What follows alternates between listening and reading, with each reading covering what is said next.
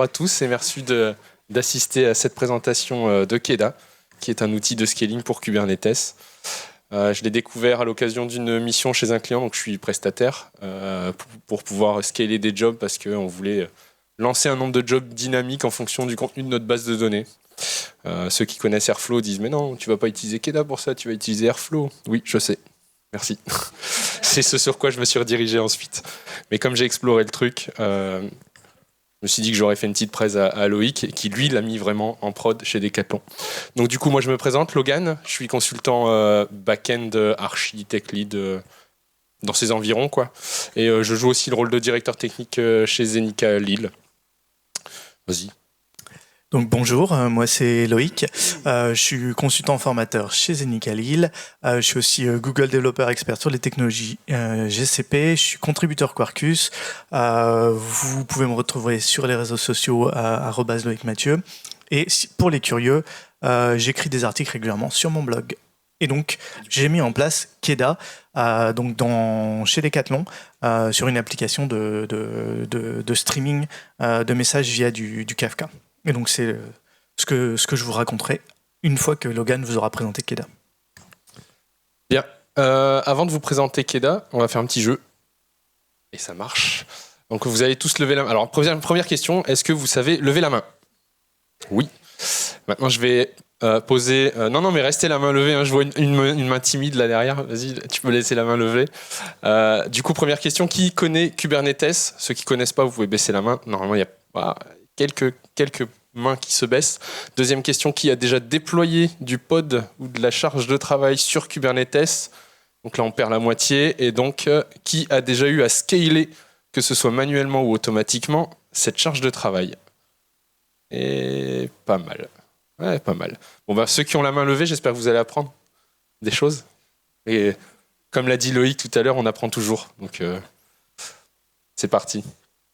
Kubernetes, vous le savez, cluster de machines physiques ou virtuelles, ça permet de déployer des charges de travail. Donc c'est un orchestrateur de charges de travail. Ça ne veut pas dire qu'il ne faut pas confondre avec ordonnanceur. Ordonnanceur, c'est celui qui va séquencer. L'orchestrateur, c'est celui qui va mettre en musique. Et ça permet la résilience grâce à sa boucle de réconciliation. Et ça, vous le saviez plutôt déjà. Un déploiement, c'est juste de déployer ce qu'on appelle une charge de travail, ou workload en anglais, vous le savez sûrement, pour permettre de mettre à disposition un service. Et donc la scalabilité, c'est cette capacité à augmenter ou diminuer le nombre de charges de travail pour garantir un certain niveau de service. C'est pas parce que le service est là qu'il est performant et qu'il offre la qualité de service qu'on attendait. Donc le mot démo, il est entre guillemets, parce que ça ne va pas vraiment être une démo, ça va être plus une vidéo, mais je vais vous expliquer ce qui va se passer. En gros, j'ai déployé une charge de travail qui s'appelle le pod info. Pod info, juste vous le questionnez avec une API HTTP, il vous répond son nom de pod, qui est tout en haut. Donc là, en fait, il y a une seule instance, il est tout seul, donc en fait, il est en train de manger, là, ici, on voit le nombre d'appels qui augmente, et là, je lui demande en fait de scaler à 10. Je lui dis, OK, tu m'en mets 10 charges comme ça, et on verra ce qui va se passer. Et on va le voir ici, voilà, maintenant. On va le voir à 38. Voilà. Donc là, en fait, il y a Kubernetes qui a augmenté le nombre de pods avec un load balancing devant et il répartit la charge sur les quelques pods, donc les 10. Si je lui demande de redescendre à 1, il va se mettre à bloquer, il va dire, bon, attends, je descends tout, hop, et là, après, j'ai plus qu'un seul pod qui va manger toute la charge suivante. Donc il est tout seul. Donc j'ai augmenté mon nombre et je l'ai redescendu. Et donc ça, en fonction de la charge. Donc en fait, c'est plutôt simple. Hop. En fait, il suffit d'engager quelqu'un qui va surveiller comment se porte le service et puis il va lancer la ligne de commande Keda. Enfin, même pas Keda, en fait, il va déployer, il va dire je monte de 10, je monte à 1, Non, c'est bon, soyons sérieux, 3 minutes. Tu voulais dire quelque chose, il me semble, à ce moment-là? J'ai oublié. Okay. Il voulait dire qu'en fait, chez Decathlon, c'est comme ça qu'ils faisaient avant qu'ils montent Keda. Parce que justement, il y avait des pics vas-y, je te laisse expliquer. Ouais, donc effectivement, nous, c'était exactement ce qu'on faisait chez Decathlon. En fait, en temps normal, on gardait 2-3 instances de pods sur tous nos composants. On a 9 composants. Et ça marchait très très bien parce qu'il y avait de quoi. Et quand on savait qu'on allait avoir un gros pic de charge, donc en fait, nous, comme c'est du messaging, en fait, si tu as 2 composants, tes composants, ils vont pas partir en vrille, ils vont juste consommer au fur et à mesure. Donc c'est ça l'intérêt des applications qui sont messaging, c'est que même ils vont pas tomber parce qu'il y a trop de messages, ils vont juste prendre plus de temps. Chaque message va rester plus longtemps en attente. Et donc, quand on avait des gros pics, on scalait à 6 et puis on avait nos dashboards Grafana. Et puis, quand tous les messages étaient consommés, on rescalait à 2, quoi. Et donc, ça marche. C'est vachement faisable quand tu as du messaging. Ouais, sauf que la nuit, ça veut dire qu'il faut payer quelqu'un en astreinte pour faire le taf. Et non, ça, on le fait le lendemain matin. Ouais, quand c'est trop tard. Ok. Ok, soyons sérieux 5 minutes. Alors du coup, le use case, je vous explique un peu le dashboard que vous allez revoir une fois de temps en temps.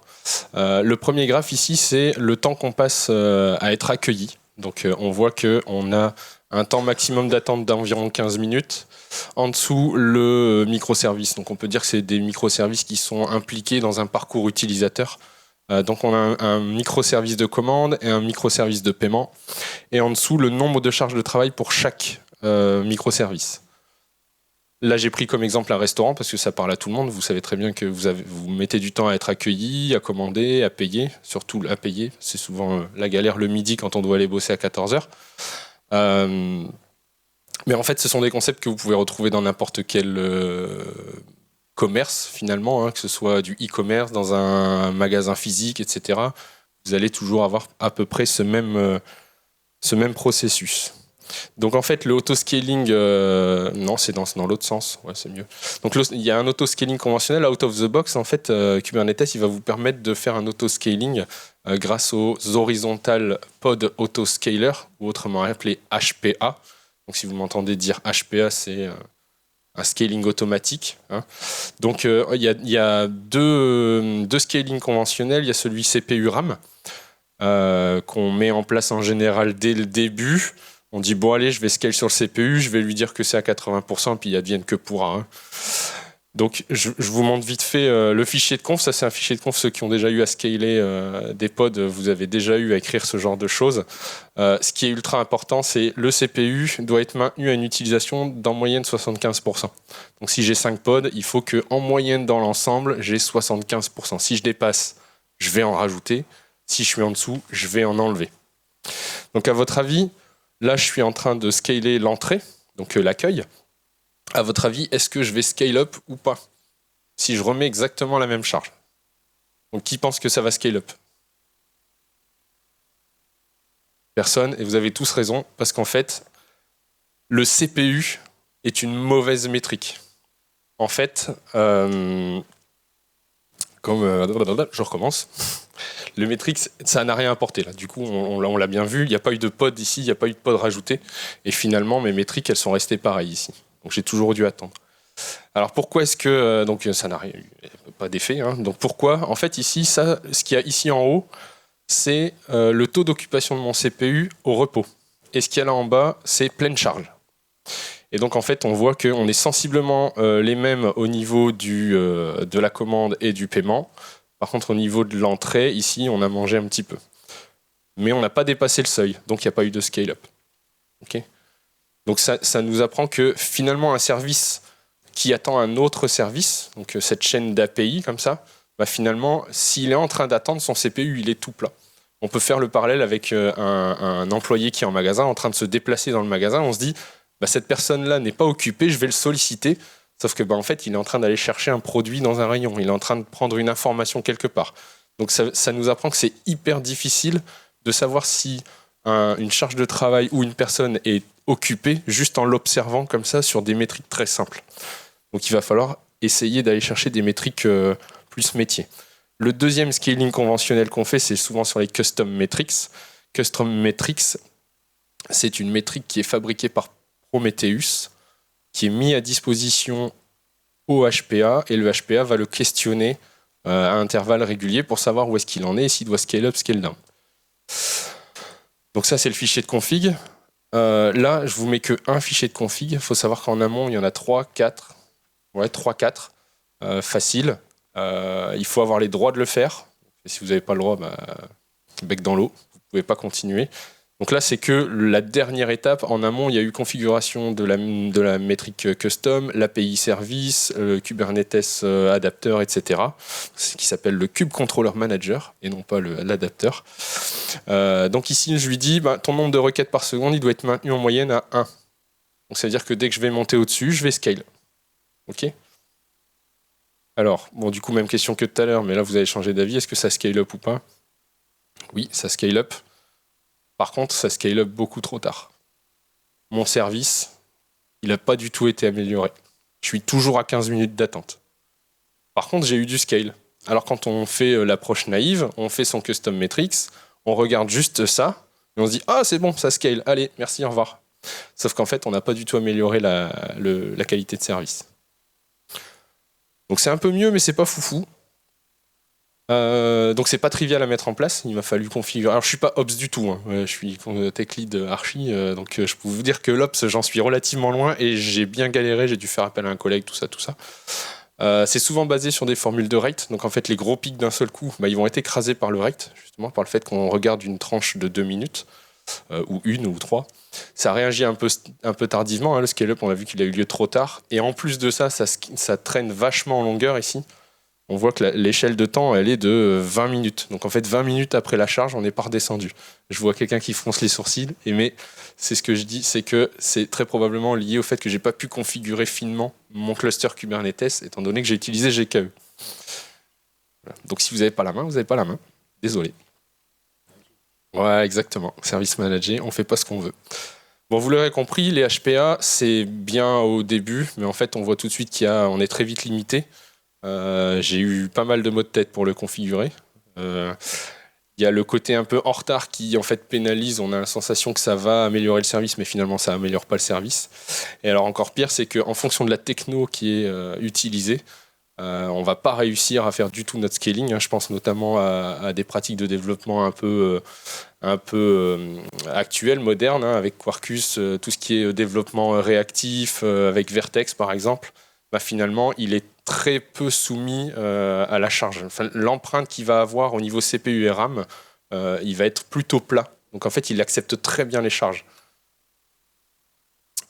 Deuxième exemple, quand vous voulez faire du HPA Custom Metrics sur des messages dans un broker. Quand vous cherchez ces mots-là dans Google, vous trouvez une palanquée de tutos. La plupart font une dizaine de pages. Il faut configurer une tonne de trucs. Et c'est très, très pénible. Très pénible. Moi, perso, je préfère les choses simples. Donc, du coup, vous allez voir que Keda, c'est relativement simple. Alors, Keda. Merci. Et ça marche. Donc, Keda, ça veut dire Kubernetes Event Driven Autoscaling. Donc, ça veut dire que c'est de l'autoscaling qui va être tiré par des événements. Et c'est pour Kubernetes. Donc un premier point, c'est open source, donc ça c'est cool. Ça a été initié par Microsoft en février 2019. Il est maintenant en version 2.6.1 qui est sorti il y a quelques semaines. C'est pas, alors même si son nom indique Event Driven, c'est pas un outil de machine learning où les concepts sont pas très compliqués. Voilà, c'est un principe assez simple et on va voir tout de suite comment ça marche. Donc avant ça, qui utilise Keda? Il y a des grands noms qui utilisent Keda, donc Alibaba Cloud par exemple, Microsoft et par exemple Airflow aussi pour la partie orchestration de batch. Et Decathlon. Alors pour l'instant c'est pas encore en production, mais je crois que je le mettrai en production le mois prochain. Mais on tourne déjà depuis quelques semaines, depuis plusieurs mois, sur notre pré-prod. Donc, Keda, ça va permettre de faire du scaling sur les ressources Kubernetes de type workload, donc deployment, stateful set, custom resources et jobs. Donc, généralement, on va utiliser des deployments pour déployer nos applications et Keda va permettre de faire de l'autoscaling dessus. Alors, Keda, c'est basé sur un opérateur Kubernetes, donc on installe l'opérateur Kubernetes et ça va nous permettre de créer un custom object Kubernetes qui est un scaled object. Dans notre scaled object, on va définir des scalers, on verra ça juste après.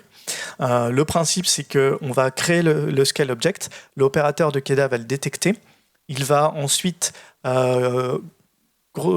piloter un horizontal pod autoscaling basé sur les informations du scaled object. Donc dans le scale object, on va définir des scalers, et pour chaque scaler, Keda va adapter un métrique.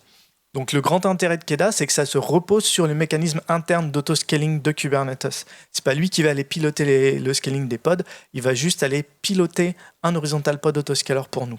Donc ça veut dire que le boulot qu'il fait, il n'est pas, voilà, il n'y a pas quelque chose qui change très fortement au sein de votre infra Kubernetes, quoi. Ça reste un horizontal pod autoscaler qui va scaler, c'est juste que lui, au lieu d'utiliser les métriques par défaut du metric server de Kubernetes, il va utiliser le metric server de Keda qui simule des métriques basées sur les scalers. Donc ces scalers, je vais vous en présenter quelques-uns juste après. Il y a une cinquantaine de scalers qui existent aujourd'hui pour Keda. Les plus souvent utilisés, ça va être du metric par exemple sur du Prometheus, mais ça va être aussi de la base de données, du broker, du Kafka, de la MQP, des crons. On verra qu'on peut utiliser des cron expressions, c'est assez intéressant.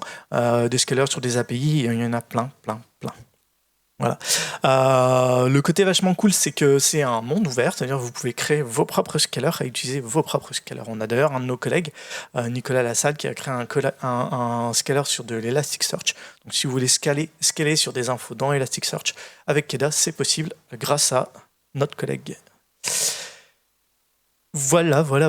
Et maintenant, je repasse la main à Logan. Ouais, une zapette. On passe la zapette, pas la main. Ok, le déploiement de Keda, en fait, c'est 4 lignes de commande. Et vraiment, j'ai rien tapé de plus que ça. Et il a fait tout le boulot pour moi. Ok. Alors, qu'est-ce que ça déploie ? C'est ce que disait tout à l'heure Loïc. C'est juste que ça va déployer un opérateur qui est spécifique à Keda et un serveur d'API Metrics. Vous vous souvenez, tout à l'heure, je vous ai dit, quand je fais une custom metrics, il faut que je configure l'API qui va mettre à dispo la métrique au HPA. En fait, Keda, il s'en charge pour moi. Et il va faire le lien entre le descriptif que je vais lui donner et le HPA qui va consommer une métrique que lui-même a produit. Et tout le reste, c'est de la glue. C'est juste de la glue pour le pod, le déploiement, la source, le service, etc. etc. Donc en fait, fusée, on y va. Ça se fait vraiment en 5 minutes, hein, c'est impressionnant. Donc du coup, l'autoscaling avec Keda, on l'a déployé, et allons-y. Avant de commencer à partir bien en tête sur des scalers métiers, parce qu'on pourrait se baser sur des métriques métiers, je vais vous montrer qu'on peut faire exactement la même chose qu'avec les custom metrics qui m'a pris une demi-journée, voire un jour complet, en un fichier de config, et il n'y a rien d'autre. Donc là, je ne vous cache rien, il y a tout. Mais il y a vraiment tout. Il y a même des choses que je ne vais plus remettre après, parce que ça, ce sont des propriétés qui sont communes à tout ce que je vais vous montrer ensuite. La partie importante, en fait, elle est dans la partie trigger, ici. Je lui dis juste que tu vas aller scaler mon accueil. Non, l'accueil, elle est là, ici, Prometheus Scaling Enter. C'est pareil. C'est la même chose. Regarde, t'as vu, c'est le même. C'est pareil. C'est bon. Du coup, en fait, je lui dis juste, minimum, il me faut un pod, maximum 30. Bah oui, je veux maîtriser aussi mon budget. Je voudrais pas que ça me parte à 500 et que je doive payer 1 millier d'euros pour 50 000 messages qui me sont arrivés dans la tête. Le polling interval, donc c'est toutes les 3 secondes, je vais questionner ma métrique. Là où tout à l'heure, j'ai pas pu la configurer, il aurait fallu que je touche justement au Kube Manager. Et la cooldown, 300 secondes, donc pendant 5 minutes, tu me laisses les pods et après tu les enlèves. Ça, c'est de la configuration pour tous les scalers. Donc j'ai mon Prometheus, et là, pas question de faire des ponts, de API Metrics, etc. Je mets directement ma requête PromQL, et je lui dis, dès que le temps d'attente sur 2 minutes, il est en moyenne supérieur à 120 secondes, tu m'en rajoutes. Et donc, il va en enlever. Ça ne change pas le scale-up. Par contre, ça change le scale-down. On voit ici qu'en fait, le scale-down, il a duré les 5 minutes que je lui ai demandé. Je lui ai dit, tu as un cooldown de 300 secondes, et tu vas le respecter. Là, j'ai rien eu d'autre à configurer que juste cet indicateur-là. Par contre, j'ai pas résolu la partie scale en retard. Mon service, on voit qu'en fait, il a pas été amélioré là, finalement. Donc ça s'est amélioré sur le scale down. Je fais des économies un petit peu, mais finalement, ma qualité de service, elle n'est pas non plus au rendez-vous.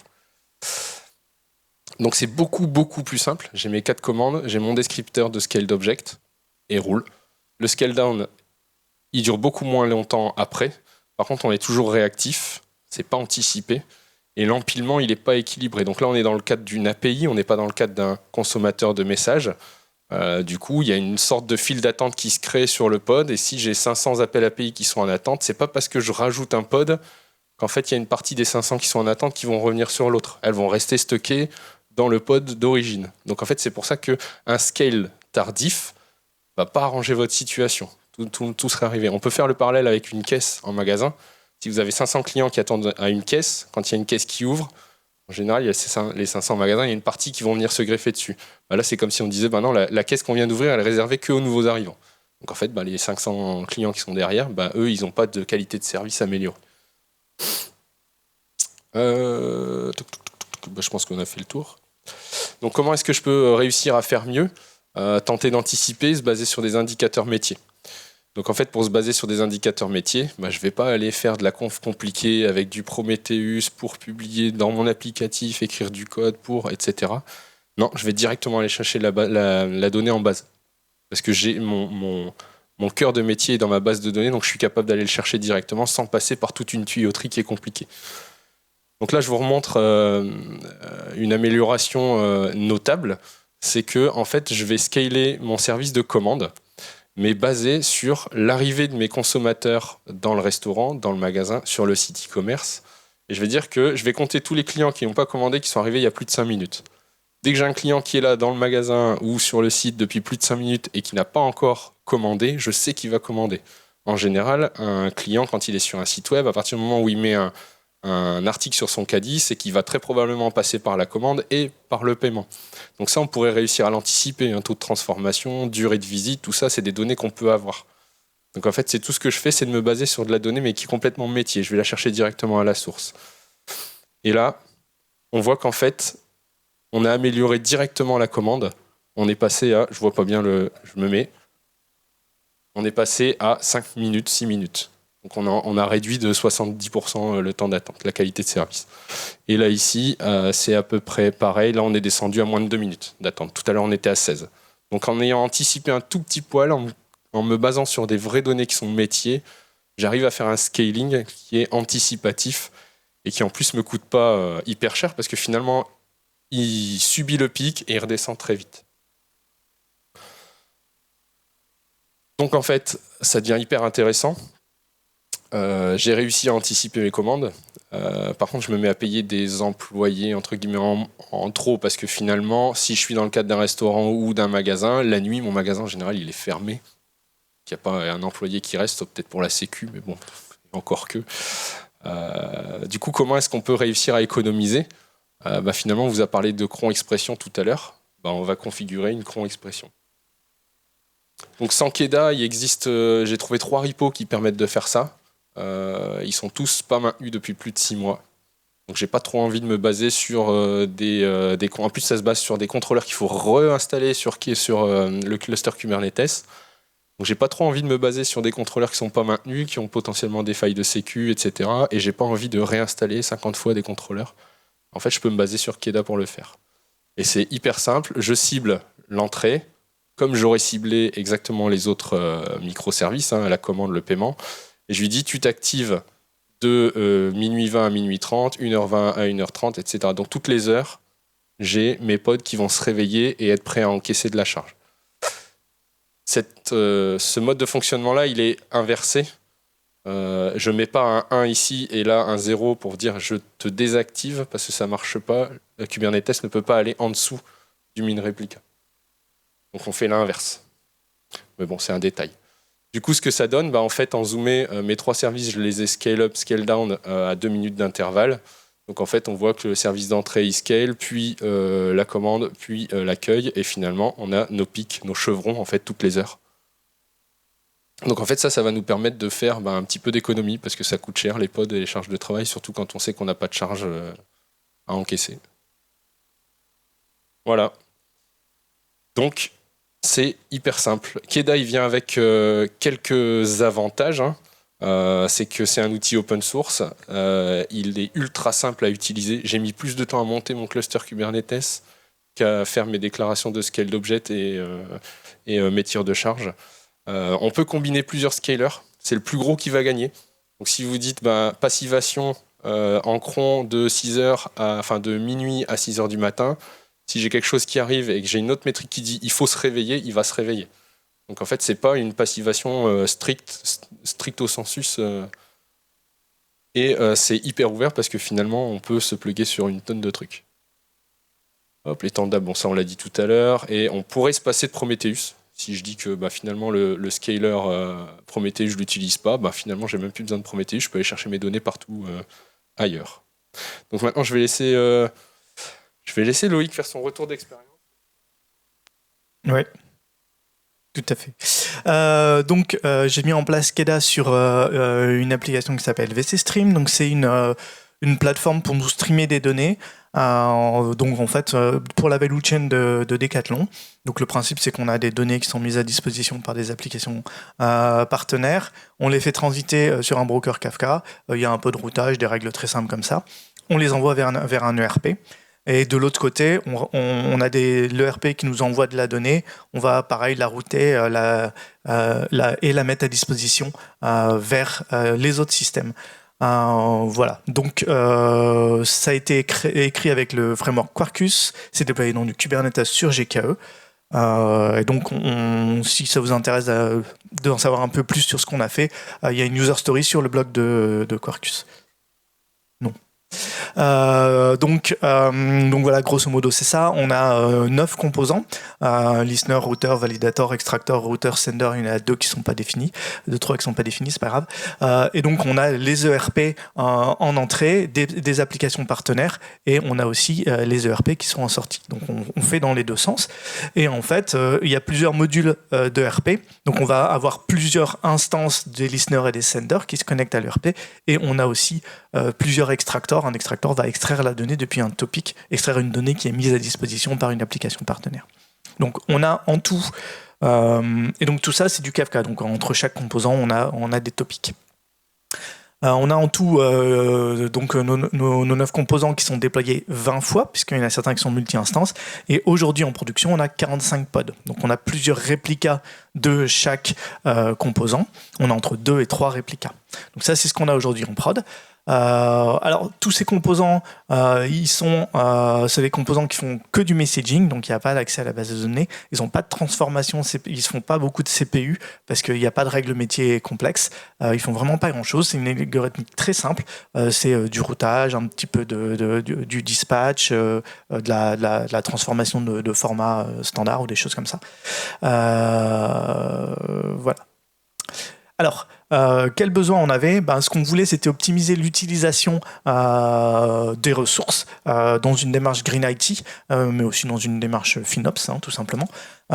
Coller à la charge, donc pouvoir faire du scale-up, scale-down, puisque on le faisait de temps en temps manuellement, mais en temps normal, on ne collait pas à la charge, donc ça arrivait qu'on avait une cinquantaine de milliers de messages dans le topic de temps en temps, mais en temps normal.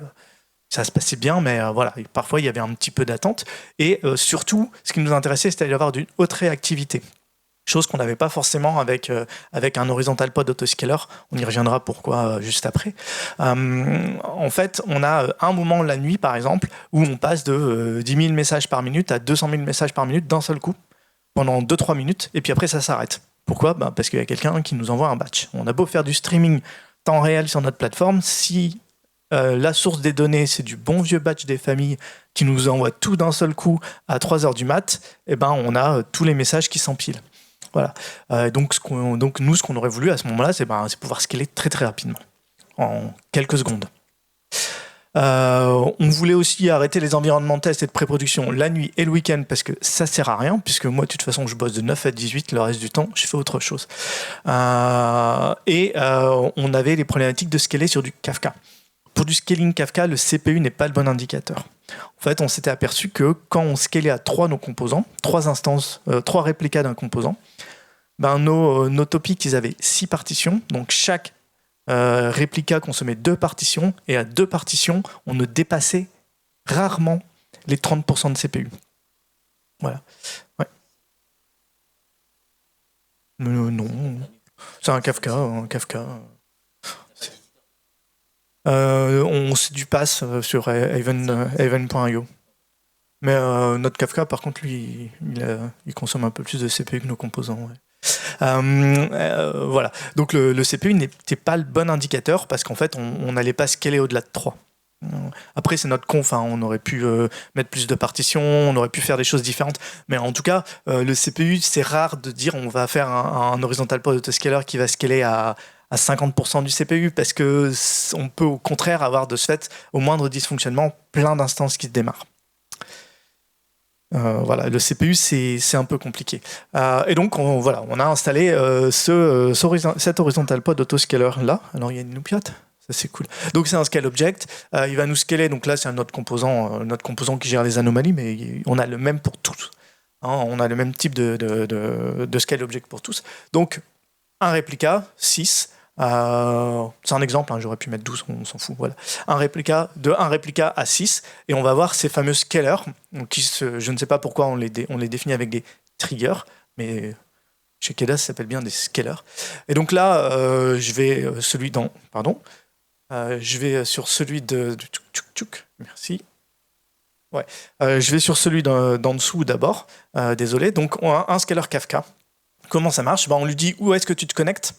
Notre cluster Kafka, il est sécurisé, donc on a un autre objet qui n'est pas défini ici, qui s'appelle une authentication, je ne sais plus comment.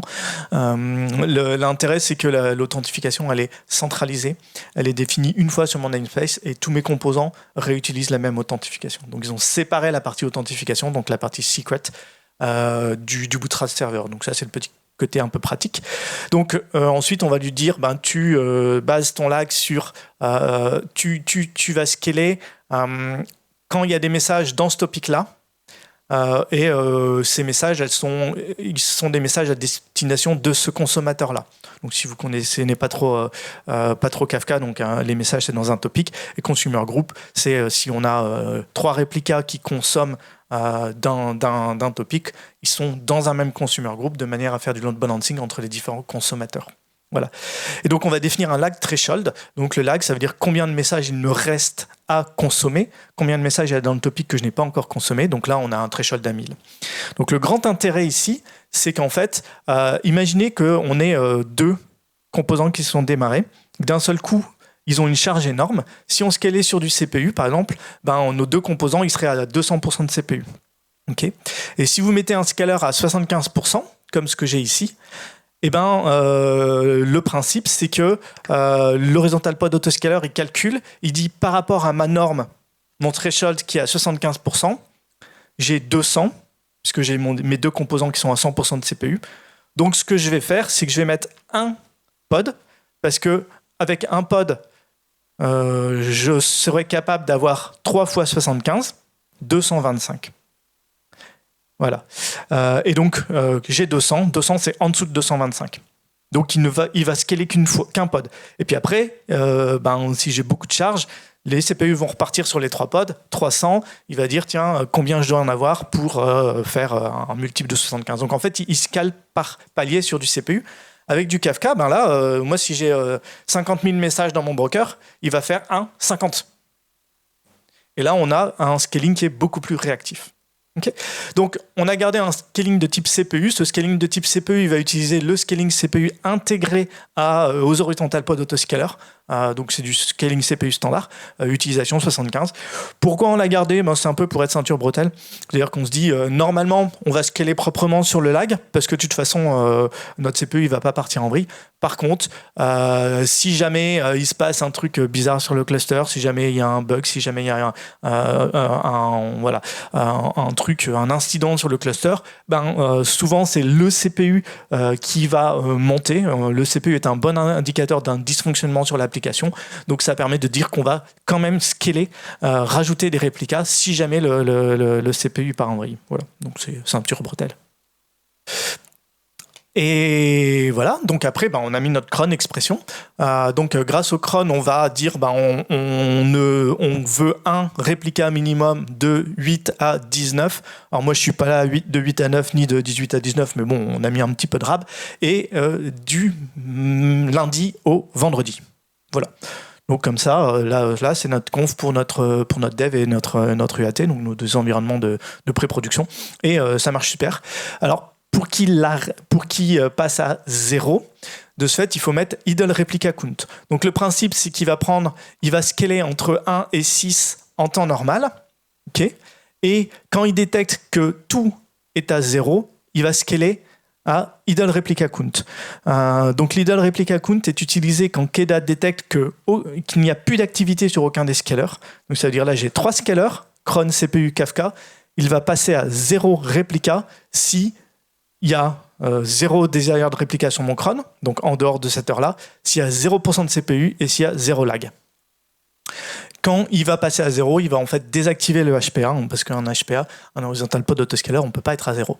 Et là, il y a un petit problème, c'est que si vous regardez les métriques CPU d'un cluster Kubernetes pour n'importe quel pod, vous verrez quasiment jamais 0.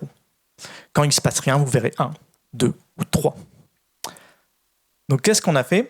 On a remplacé notre scaler CPU par un scaler Prometheus, parce qu'avec Prometheus, on peut faire des trucs super cool. Alors ça, c'est pas moi qui l'ai trouvé, hein. J'ai demandé à un collègue DevOps, et après j'ai regardé sur le net.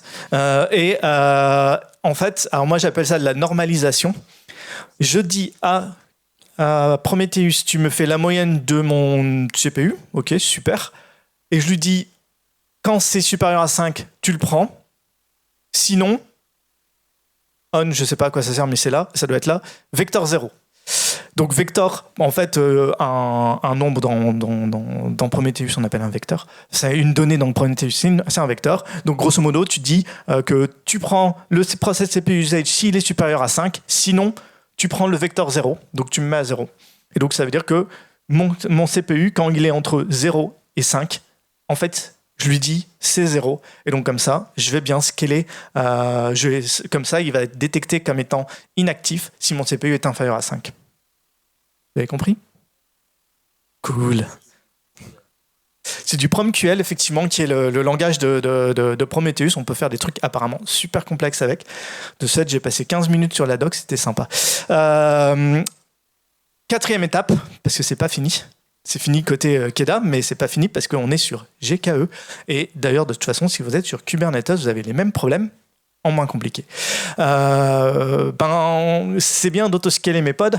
Seulement, si j'arrête toute la nuit et que j'ai toujours tous mes nodes, ça sert un peu à rien. Donc, ce que je vais vouloir, c'est autoscaler les nœuds de mon cluster. Pour ça, on a un node autoscaler, donc GKE a le sien. Ils ne disent pas exactement c'est lequel, parce qu'il y a 3 implémentations de node autoscaler qui existent, mais voilà. Et donc, sur votre cluster Kubernetes, même en on-premise, vous pouvez installer un node autoscaler. Le node autoscaler de GKE, il va ajouter sans problème des nœuds, comme par hasard, c'est moi qui les paye. Par contre, pour enlever des nœuds, c'est beaucoup plus compliqué. Donc déjà, il faut le configurer en mode optimized. Par défaut, il est en balanced et j'ai l'impression qu'en balanced, il considère qu'un nœud, ça peut toujours servir. Et pour retirer un nœud, il faut qu'il y ait certaines conditions. Il faut qu'il n'y ait aucun pod qui ait du stockage local. Et il faut qu'il n'y ait pas de pod système qui ne soient pas des pods qui soient démons.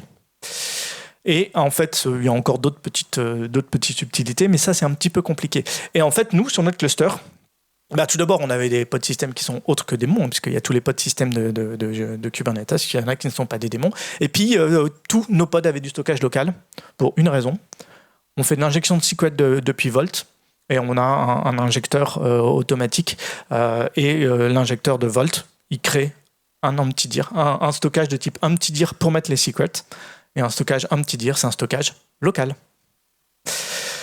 Donc, solution, il faut aller annoter tous les pods avec une annotation pour dire « ouais, tu peux évicter le pod ». Alors, je n'ai pas expliqué. Évicter un pod, ça veut dire que quand vous faites une opération de maintenance, donc quand vous voulez supprimer un nœud, ce qu'il va faire, c'est qu'il va évicter les pods, donc évicter votre travail de votre nœud sur un autre pod. Et donc en mettant la notation save to evict, tu lui permets d'évicter le pod. Et pour les pod système, il faut mettre en place ce qu'on appelle un pod disruption budget. C'est un objet spécifique Kubernetes où tu vas dire tel pod, il a le droit d'avoir un certain niveau d'indisponibilité. Et donc c'est comme ça que tu vas pouvoir dire j'accepte d'avoir un pod indisponible sur un deployment système. Qu'est-ce que ça a fait ? Ça a fait qu'on a commencé proprement à scaler. Donc ça, c'est nos CPU requests. Donc on voit bien qu'on a nos requests qui tombent. Elles tombent la nuit, elles tombent le week-end. Et là, on a une petite variation donc en journée. On a 25 requests en fond parce qu'on a de l'infra et on a une autre application hébergée sur notre cluster. Et donc on voit aussi qu'on a nos nodes. Donc au départ, on avait un petit peu du mal. Et puis là, on voit qu'on a bien nos nodes qui scalent. Voilà. J'allais assez vite parce qu'on a Il ne reste plus beaucoup de temps. Donc, retour d'expérience. Keda, donc ça marche très bien. On a plusieurs règles de scaling qui sont réunies au même endroit. C'est assez pratique. On a une configuration de l'authentification centralisée pour notre cluster Kafka. C'est pratique. Le scaling Kafka est flexible et très réactif. Il est capable de scaler en quelques secondes sur du lag. C'est vraiment sympa et ça redescend très très vite. Tous nos besoins étaient couverts. Par contre, ce qu'il faut faire attention, c'est que le scaler CPU n'est pas compatible avec des cron expressions. On a eu un petit bug sur plusieurs fois le même type de scaler, donc on avait 2 scalers Kafka sur des topics différents, et ce bug n'a été résolu qu'en 2.6.1, donc celle qui est sortie il n'y a pas longtemps. Quand il n'y a pas d'offset, donc ça veut dire si un consommateur est connecté au broker Kafka sur un topic mais n'a jamais consommé un seul message, il retourne -1, pas 0. Et en fait, -1, quand vous faites des moyennes, quand vous faites des divisions, ben, ça ne marche pas très bien. Ce qui fait que le HPA est scalé au maximum. Donc, je n'ai pas de message, mais je suis scalé au maximum. Voilà. La configuration Kafka était assez basique. On met un topic. C'est assez classique quand on fait du Kafka de consommer une liste de topics ou une regex. Alors, il y a une nouvelle version qui supporte du lag agrégé pour un consommateur. On ne l'a pas encore testé. Et il faut se battre avec le node autoscaler. Et ça, c'était assez long. Il reste vraiment pas beaucoup de temps. Je vais quand même vous expliquer comment on peut aller plus loin. Non, alors pour aller plus loin, en fait, la question c'est est-ce que je pourrais anticiper des choses qu'on pourrait pas anticiper? Tout à l'heure, je vous ai parlé de la commande et du paiement qu'on peut anticiper du fait qu'on ait un événement déclencheur auparavant, l'accueil. Est-ce qu'on pourrait scaler l'accueil? On pourrait utiliser une BDD en disant juste, réutiliser le même système base de données pour dire, ok, donne-moi la fréquentation du service d'hier et je vais me caler dessus. En fait, ça permet d'anticiper un poil. J'ai travaillé en pizzeria pendant 3 ans et c'est exactement ce que fait le manager pour dire, ok, la semaine prochaine, il me faut 3 mecs en livraison, 2 à l'arrière et 1 à la plonge. Il fait exactement la même chose, mais il dit c'est par rapport à l'année dernière. Donc c'est un mécanisme qui est éprouvé puisque c'est utilisé en entreprise. On pourrait scaler sur une API un peu un modèle de prédiction qui dirait ok, telle API en fonction de l'heure, tu me dis que je dois scaler à combien? Lui il vous dit 3, 4, 5, mais du coup c'est un appel API, donc ça ouvre un petit peu plus. Et là, le dernier venu, en fait, qui a retenu mon attention, c'était quoi? Il y a 3 semaines, 1 mois. Ça s'appelle PredictCube. Alors, PredictCube, c'est un service externe qui va surveiller vos métriques. Alors là, il se base sur des métriques Prometheus et qui va apprendre en fonction de votre requête PromQL. Donc, si vous lui dites, écoute, surveille cette métrique-là, donc je vais vous montrer le fichier de conf. On lui dit, tu vas surveiller la métrique qui est ici, là. Donc en fait, c'est le nombre total de requêtes sur mon entrée pendant 2 minutes. Donc là, le point étoile, c'est pour dire, tu vas me faire la même chose et sur l'accueil, et sur la commande, et sur le paiement. Tu me fais une prédiction sur 2 heures. Donc dans les 2 heures qui viennent, qu'est-ce qui va se passer? Et tu vas te baser sur toute la semaine qui vient de s'écouler. Le gros problème, entre guillemets, c'est à vous de voir si vous acceptez le risque ou pas, c'est qu'il faut que votre Prometheus soit consultable sur Internet. Puisque PredictCube est un service externe qui doit consulter vos métriques. Libre à vous d'ouvrir ou pas, vous prenez vos responsabilités. Mais du coup, en fait, ça donne quelque chose qui est quand même assez sexy, de se dire, finalement, ça, c'est ce qui se passe sur... alors du coup, on est sur l'échelle d'une journée, à peu près. Ça, c'est ce qui se passe en réel.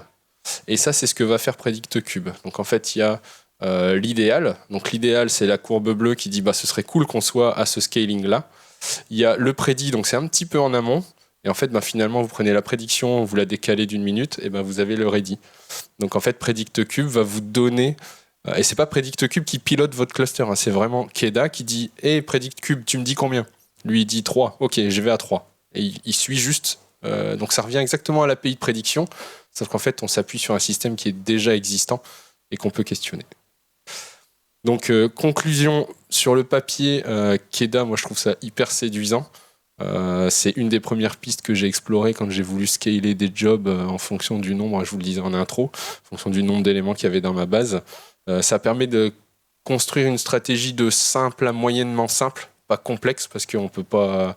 Je pense que sinon ça va faire des nœuds dans les fichiers de conf, et puis on l'a vu tout à l'heure avec le CPU qui est pas compatible avec le cron, etc. Donc on peut faire de simple à moyennement complexe pour faire un scaling. On peut faire du scaling sur tout et n'importe quoi, et surtout n'importe quoi. Donc de l'historique, de la BDD, de la BI, du data lake, de l'API, enfin c'est vraiment très très très ouvert. On peut réussir à faire du scaling proactif, ce qui est vraiment pas possible out of the box avec les HPA. Voilà, on va prendre peut-être